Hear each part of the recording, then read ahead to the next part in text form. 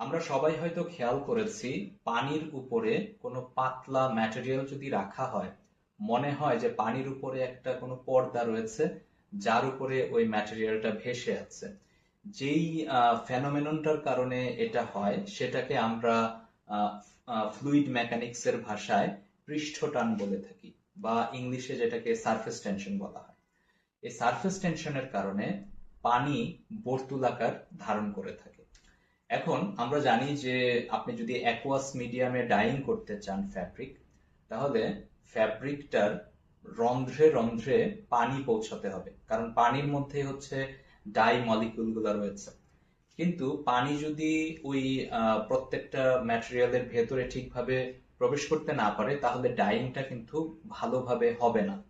এবং আমরা জানি যে টেক্সটাইল ম্যাটেরিয়ালের ভিতরে প্রচুর ফাঁকা জায়গা থাকে যেখানে বাতাস আবদ্ধ অবস্থায় থাকে।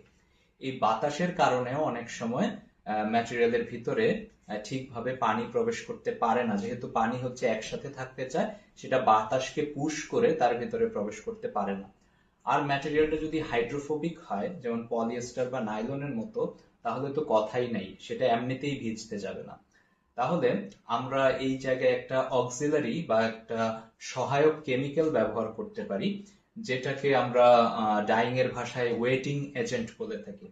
ওয়েটিং এজেন্ট হচ্ছে এক ধরনের সারফেস অ্যাক্টিভ এজেন্ট, যেটা হচ্ছে ওয়াটারের মধ্যে যদি দেওয়া হয় তাহলে সেটা পানির পৃষ্ঠটানকে কমিয়ে দেয়। কিভাবে পানির পৃষ্ঠটানকে কমিয়ে দেয়? এই ওয়েটিং এজেন্টের মলিকিউলের মধ্যে একটা হাইড্রোফিলিক অংশ থাকে যেটা পানিকে পছন্দ করে, একটা হাইড্রোফোবিক অংশ থাকে যেটা পানি থেকে দূরে থাকতে চায়। তো যখন আপনি ওয়েটিং এজেন্টটা পানির মধ্যে দিচ্ছেন, তখন ওই হাইড্রোফিলিক অংশটা পানির সাথে থাকতে চাচ্ছে এবং হাইড্রোফোবিক অংশটা পানির থেকে দূরে সরে যেতে চাচ্ছে এবং সারফেসের মধ্যে চলে আসে, পানির সারফেসে চলে আসে।